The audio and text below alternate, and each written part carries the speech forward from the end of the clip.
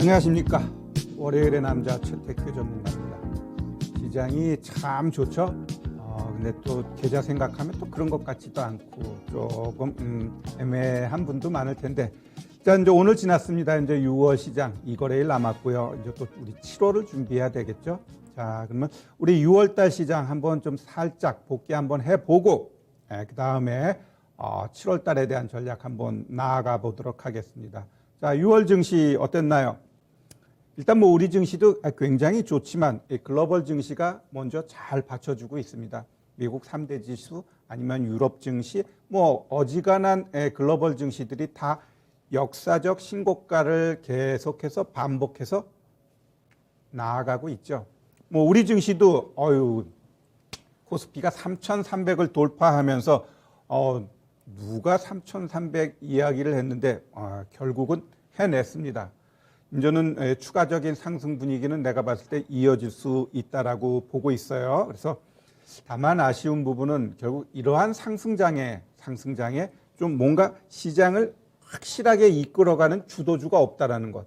하지만 주도주가 없음에도 시장이 견조하게 가는 게 오히려 종목들 순환매에 있어서는 더욱더 매력적인 시장이 이끌어가고 있다라고 보시면 될 것 같아요. 우리 시청자 여러분들 이제 계좌 보면은 결국 이제는 6월 달은 뭐예요? 상반기를 마감합니다. 상반기 마감하면서 여러분 계좌 또 기관 외국인들의 계좌 이렇게 봤을 때 제가 봤을 때 기관 외국인들은 A 학점 받은 것 같아요. 그다음에 우리 개인 투자자들 일부는 뭐 어느 정도 B 정도는 나오는데 또 대부분 C 내지 D 학점 받지 않았나.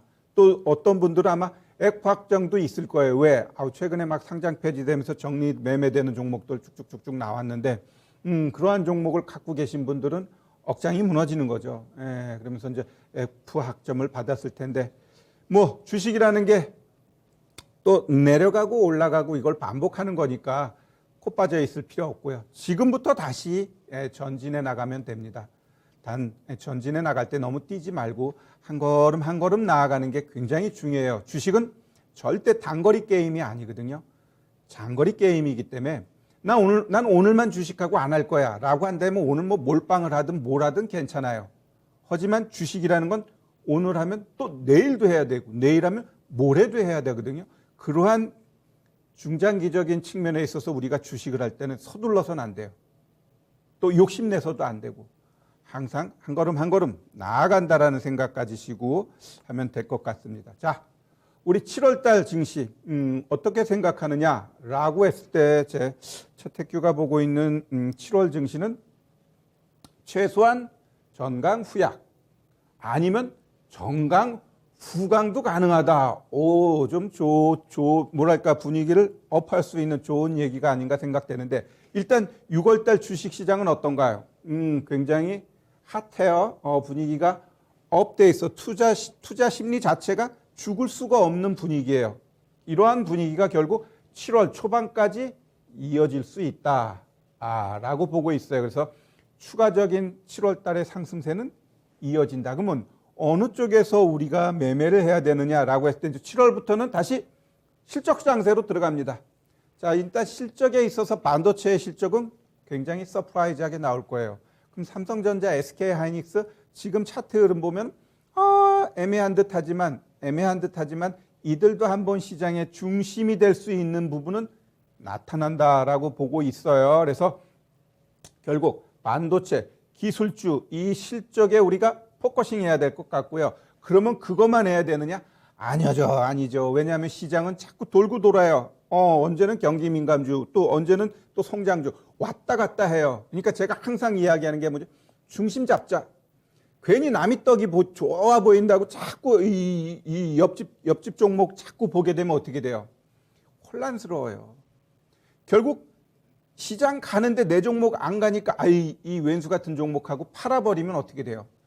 결국 내 판 종목이 올라가고 곁눈질 해가지고 산 종목은 결국 고점에 물리고 또 조정 들어오게 돼 있어요. 그렇기 때문에 지금 시장은 항상 강조해서 말씀드리죠. 중심 꽉 잡고 가야 돼요. 중심 꽉 잡고 가야지 괜히 어영부영하게 되면은 오히려 엇박자 탈 수 있다는 거 명심하셔야 된다.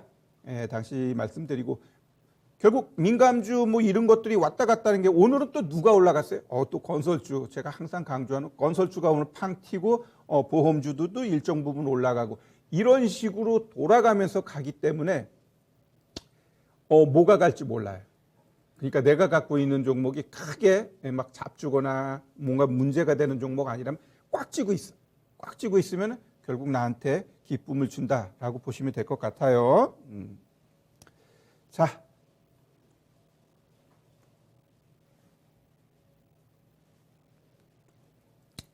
다음 거 한번 볼게요. 다음 거. 자, 7월 증시 상승 요인이 그럼 뭐가 있느냐라고 했을 때 지난주에 좀 강하게 올라갔던 바이든의 부양책 합의 뉴스 이게 이제 시장에 뭔가 트리거 역할을 해줬다고 봐요. 결국 이 부양책 지금은 일단 합의죠.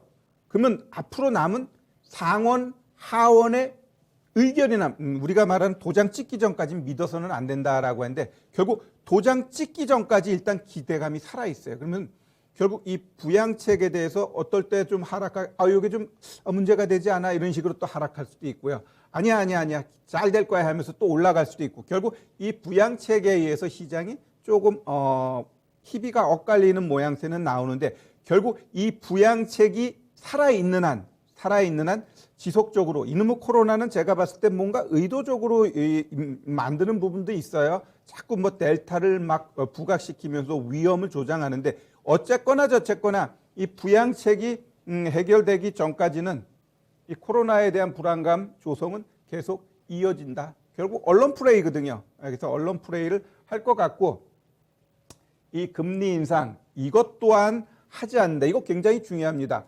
지금 우리 물가 상승만 봤을 때 물가가 올라가는 것만 봤을 때 지금의 미국 10년물 국채는 내가 봤을 때 1.7% 이상 올라가 있어야 돼.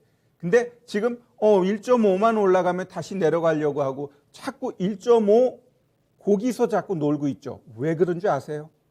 자, 지금 미국 같은 경우도 보시면 아시겠지만 정부의 부채가 어때요? 정부 부채가 엄청나게 확대되어 있단 말이에요. 확대되어 있는데 여기다가 추가적으로 부양책을 또 쓰겠대. 그러면 이 부양책을 또 쓰면은 이것도 있는데 여기다가 혹을 하나 더 붙여. 근데 시장에서 금리가 올라가게 되면 어떻게 돼요? 100만 원에 대한 이자가 아니잖아요. 이건 몇 천조 막 이런 경까지 갈 수도 있는 이러한 부채가 1% 아니 0.5%만 올라가도 그 부담해야 되는 이자가 어떻게 돼요? 엄청나거든요. 생각할 수 없을 만큼 엄청나단 말이에요. 그러다 보니까 미국 정부 입장에서는 지금 이 부양책을 해결해야 하고 이것을 해결하기 위해서 시장에서 돌고 있는 이 금리에 대해서 누르고 있는 거예요. 그래서 10년물 국채가 지금 안 올라가고 있는 겁니다. 그러면 결국 이따가 보시면 아시겠지만 결국 진짜 시장의 하락은 부양책이 합의되게 되면 이때부터 금리는 솟구쳐 오를 겁니다. 잘 보세요. 결국 금리가 올라가게 되면 어떻게 돼요? 주식시장에는 그닥 바람직한 모습이 단기적으로 나올까요? 안 나올까요? 안 나온다라는 것. 그것은 그래서 나중 문제고 여튼 왜 지금 금리 인상이 안 되고 있는 거냐라고 했을 때 그 이면에는 이 부양책을 합의하고 의결하기 위해서 누르고 있구나. 이렇게 여러분들이 아셔야 돼요. 따라서 지금 시장은 어지간한 악재 신경 안 씁니다. 그냥 호재만 보고 싶어요. 보고 싶은 것만 보는 거예요. 다른 것들은 됐어 나중에 봐. 일단 올라가는 쪽만 방향 잡고 가겠다라는 게 지금 시장이에요. 그래서 혹여라도 단기적으로 하락이 나온다면 그건 눌림으로 보고 오히려 좋은 종목 매수 기회로 보자. 이렇게 말씀드리고 결국 시장의 진짜 하락은 부양책이 합의되게 되면 그때부터 어떻게 하자? 조심해야 된다. 조심해야 된다. 이야기해 드립니다. 자, 다음. 자, 그러면 7월 달 시장 좋다고 하는데 그럼 단기적인 불안 요인은 뭐가 있을까? 라고 했을 때 저는 크게 세 가지를 보고 있습니다. 일단 첫 번째는 다우 지수가 역사적 신고가를 달성하는 시점, 또 우리는 코스닥이 역사적 신고가를 달성하는 시점. 자, 요거를 우리 한번 차트를 놓고 한번 볼까요? 차트를 놓고 한번 보면 먼저 요게 미 3대 지수예요. 미 3대 지수. 맨 위에가 이게 다우, 요게 S&P 500, 요게 나스닥입니다. 일봉 차트인데 이 보시면 아시겠지만 나스닥 같은 경우는 지금도 신고가 계속해서 가고 있고 S&P도 가고 있고 다우는 이젠 60일 이평선 올라가 가지고 이전 고점 35,091을 앞으로 한 2%만 올라가면 이제 역사적 신고가를 달성합니다. 왜 다우가 신고가 만들면은 거기서부터 조심을 해야 되느냐? 제가 이런 말 많이 드렸을 거예요, 예전부터. 이 3대 지수가 모두 신고가를 만들어 놓으면은 일단은 시장에서 어느 정도 포만감을 느껴요. 포만감을 느끼면서 일정 부분 단기 짧은 조정이든 큰 조정이든 함께 한번 나와요. 그렇기 때문에 얘가 일단 신고가 나오기 전까지는 다른 애들 조정은 무시해도 돼요. 어차피 얘가 또 올라가니까. 그러면서 얘가 신고가를 치는 그 시점부터 뭐를 봐야 된다? 일단 전체적인 시장 조정에 대해서 우리가 조금 조심할 필요는 있고요. 그다음에 우리 시장도 마찬가지예요. 위에가 지금 거래소고 아래가 코스닥인데, 자, 이 보시면은 우리 거래소 어때요? 3,316까지 올라가고 오늘 위에서 십자형 캔들 만들었습니다. 그럼 얘가 조정 들어와? 괜찮아요. 지금 중요한 건 뭐다? 우리 코스닥이 이때 1032 이거를 돌파하기 위해서 이제 열심히 달려가고 있는 거예요. 우리도 마찬가지예요. 결국 지금 거래소는 신고가를 만들어가고 있고 이제 코스닥도 한 2%만 가게 되면 역사적인 신고가가 나와요. 그러면은 마찬가지로 단기 조정 가능성이 있다라는 부분 우리가 좀 유념하시면서 봐야 될 것 같습니다. 왜? 누구는 신고가 나오면 거기다 더 가야 된다 이렇게 이야기를 하는데, 신고가 만들고 더 가는 종목도 있고 신고가 만들고 하락하는 종목도 있고 가지가지예요. 그렇다고 하면 그때그때마다 위험 관리가 필요할 땐 해줘야 된다. 그리고 이번에 조정 나오는 건 제가 뭐라 그랬어요? 지금 이 시장에서 만약에 이제 이렇게 올라가 가지고 이제 조정이 이제 나온다고 쳐요. 7월 달 좋다고 했으니까 뭐 그 조정이 7월 말에 나올지 아니 8월에 나올지 그게 고점이 돼 가지고 조정이 나오면 못 가도 일단 얘가 쌍봉 만들고 가든지 아니면 쓰리봉 만들고 가든지 그건 차후 문제고, 최소한 조정 나오고 요번에 쌍봉을 만들러 간다 안 간다? 간다라고 봐요. 그래서 연말까지는 일단 변동은 주겠지만 우리 작년 같은 경우도 막 9월, 10월, 11월 때 조정 줬다 올라가고 막 그런 적이 있었잖아요. 한번 볼까요? 한번 월봉 차트 놓고 일봉으로 아까 그거로 가자. 좀 길게 놓고 작년 거를 한번 보면요. 작년 거 보면 이 당시죠. 딱 나와 있네. 여기 변동 무지하게 주죠. 8월 달부터 올라가고 조정 주고 올라가고 조정 주고 이 당시에 제가 그랬어요. 절대 안 죽는다. 한번 죽어도 마지막 피날레는 주고 죽는다라고 말씀드렸는데, 그 이후로 엄청나게 가죠. 결국 이런 조정 나올 때 이 조정이 죽는 장이냐 아니면은 올라가는 장이냐 그것만 파악하면 되는데, 이번에도 이제 올라갔다가 조정이 뭐 이런 조정이 나올지 아니면 뭐 여튼 뭐 횡보 조정이 나올지 그거는 모르지만 일단 조정은 나온다. 근데 그 조정 이후에는 반드시 또 추가적인 상승 나온다 안 나온다? 나온다라고 여러분들이 보시면 될 것 같아요. 자, 그럼 또 다시 넘어가서 불안 요인을 우리가 봤으면 또 다음은, 그럼 7월 달에 우리가 어떤 식으로 전략을 짜 나가야 될 것인가? 자, 6월 달 같은 경우는 막 네이버 카카오도 올라가고 막 이 종목 저 종목 많이 순환하면서 시장을 이끌어갔죠. 제가 여러분들한테 이야기했던 자동차 부품주 중에서 현대오토에 뭐 아이고 엄청나게 올라갔죠. 우리 또 그거 보고 또 매수하신 분 수익 축하드리고요. 자, 7월 달은 아까도 이야기했듯이 우리 반도체 기술주 이들 쪽에서 우리가 좀 관심 가져야 되는데 저는 특히 이제 많이 이제 방송에서 이야기합니다. 휴대폰 부품주에 대해서 우리 관심 한번 가져보자. 휴대폰 부품주. 그러면 예전의 영광을 찾기에는 쉽지 않은 시장이에요. 왜? 일단 판매량에 있어서 정점을 2016, 2017 이 당시에 다 찍어버렸어요. 더 이상 못 팔아. 우리도 주변에서 보시면 휴대폰 어지간하면 다 갖고 있잖아요. 초창기에는 뭔가 일하는 사람만 휴대폰 갖고 있다가 좀 지나니까 이제 고등학생, 조금 지나니까 이제 중학생, 초등학생까지 스마트폰을 가져버리니까 이제는 더 이상 팔 데가 없잖아요. 갓난아기한테 팔 수는 없잖아요.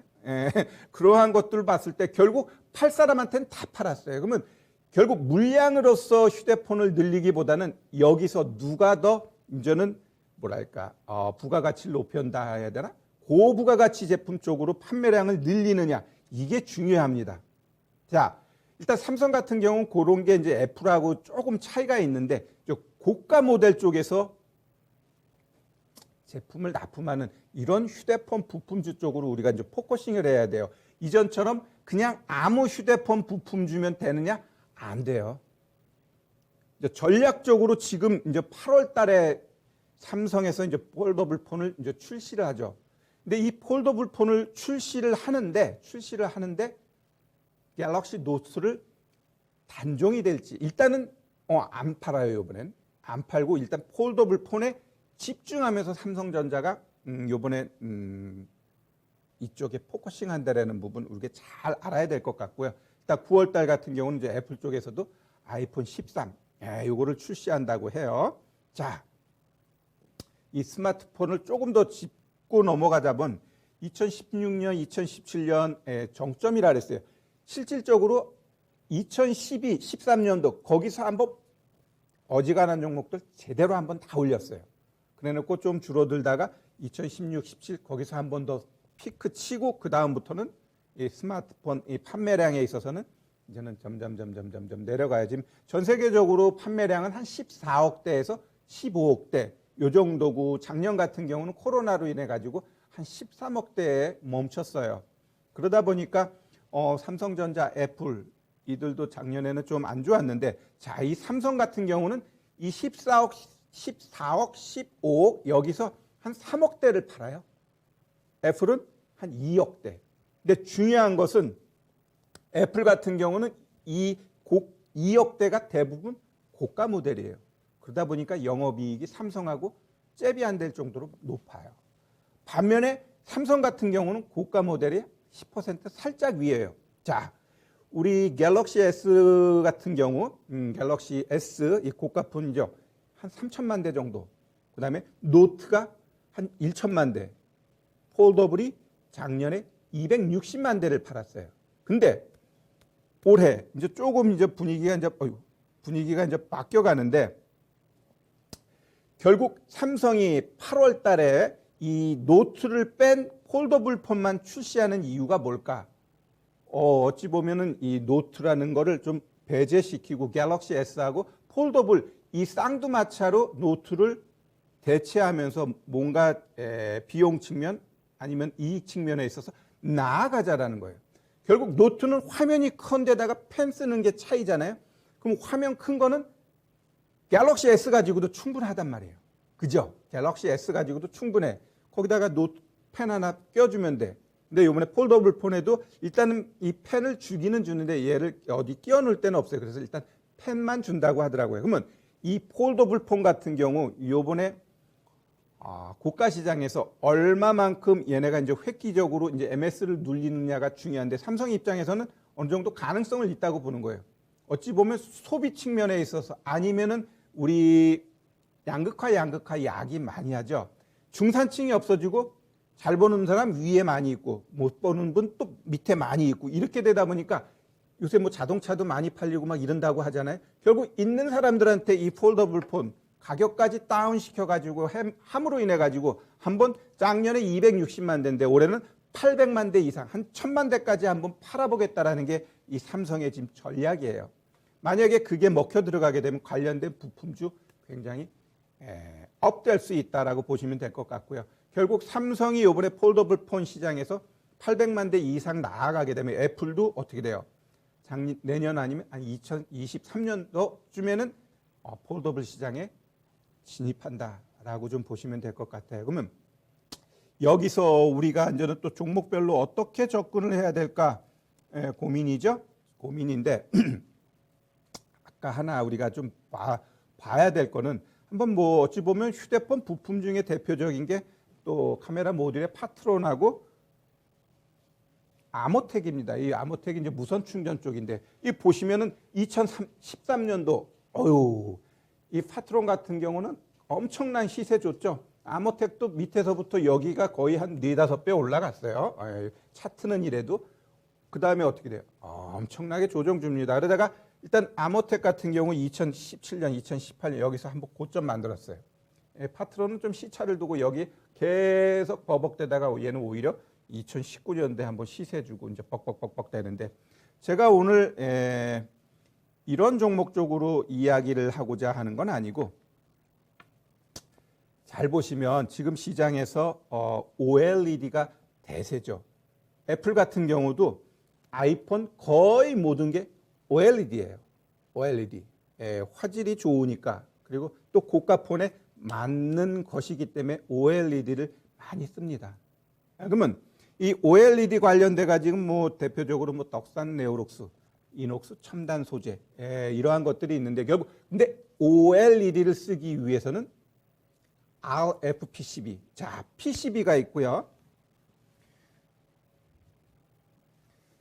판넬에는 이제 PCB가 있고 요거보다 조금 더 비싼 게 FPCB. F는 뭐예요? 플렉서블. 휘는 거기다가 rigid. 경직되는. 그래서 RFPCB. 결국 OLED를 하는데 이 RFPCB를 주도적으로 하는 기업. 얘가 주가를 좀 일정 부분 앞으로 성장성이 있다라고 좀 보시면 될 것 같고요. 결국 이거에 부합되는 종목이 무엇일까? 그걸 봤을 때 BH죠. BH. 자, BH 차트를 한번 놓고 우리가 보겠습니다. BH. 자, 우리 BH 차트 보면요. 먼저 큰 그림에서 월봉부터 볼까요? 월봉 보면 그래도 얘는 그닥 죽지는 않았어요. 3350원 만들고 그 다음부터 어찌 보면 버벅대죠.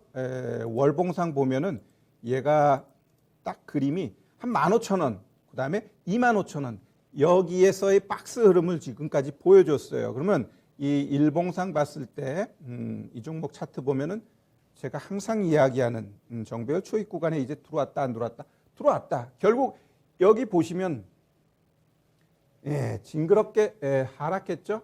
징그럽게 하락했습니다. 그럼 여기서 나름대로 저점 만들고 나름 여기서 이제부터 계속 이제 매집 이루어진 거죠.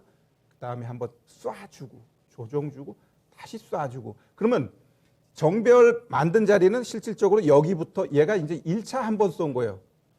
엄청나게 하락해놓고 정배열 만들어서 1차 상승은 반드시 2차가 나온다. 잡주가 아닌 이상. 그러면 지금 위에서 음봉이 세게 나왔죠. 자, 그러면 이런 애들은 요때 이 장대 양봉 요 자리 결국 어찌 보면 요게 11이 평선이에요. 그럼 11이 평선에서 한 번 사게 되면 요 61이 평선에서 한 번 더 산다라는 생각을 해야 돼요. 자, 항상 차트 강의할 때 11이 평선에서 샀으면 그 밑에 있는 21이 평선에서 사는 게 아니다. 60에서 사는 거다. 내가 만약에 21이 평선에서 샀어. 그러면 60이 아니라 밑에 있는 121이 평선에서 사는 거예요. 괜히 4%, 5% 이렇게 하락했는데 거기다가 추매하면 절대 안 돼요. 일정 부분 7 내지 10% 하락하고 거기서 바닥이 보이는 자리에서 매수를 해야 돼요. 어떻게? 수익이 확실하게 날 수 있다. 따라서 얘 보면은 이 고점 치고 올라가놓고 음봉이니까 여기 아니면 여기서 우리가 1차, 2차 매수하게 되면 어떻게 될까요? 다시 이 고점 치고 올라간다라고 보시면 될 것 같습니다.